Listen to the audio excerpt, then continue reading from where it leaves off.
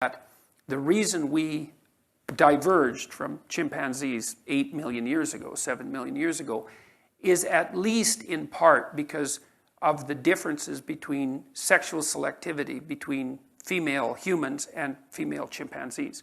Female chimpanzees are more likely to have offspring from dominant males, but it's not because of their sexual selectivity. So a female chimpanzee has periods of fertility that are marked by by observable physiological changes. Not the case with human females. Human female ovulation is concealed.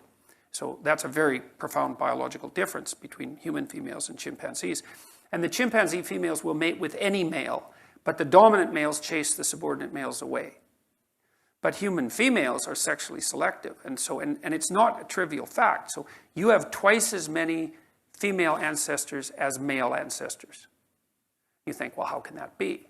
Well, imagine that on average, every single human female has had one child throughout the entire course of history, which is approximately correct, by the way. Then imagine that half of the men had 0 and the other half had 2. Okay, and that's roughly the case. So half of males, historically speaking, have been reproductive disasters. And the reason for that is because of female sexual selectivity. So it is actually the case that female humans are nature. It's not only that they're associated with nature symbolically. As far as reproduction is concerned, they are the force of nature that does the selection. And so they're nature in the most fundamental way.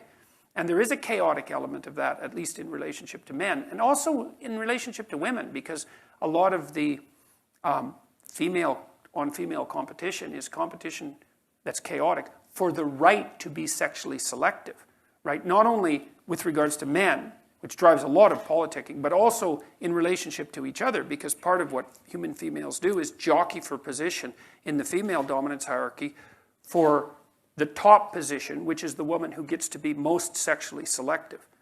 And so that drives female-female competition, and it's a different dynamic. There's similarities between female-female competition and male-male competition, but there are also differences, and they're pronounced. So men, for example, men are more likely to compete for socioeconomic status, and that's partly because that drives female mate choice. So the correlation for men between socioeconomic status and sexual success is about 0.6, and for women it's 0. Yeah. 0. In fact, it's actually slightly negative. Yeah. So, and that's a huge difference between men and women.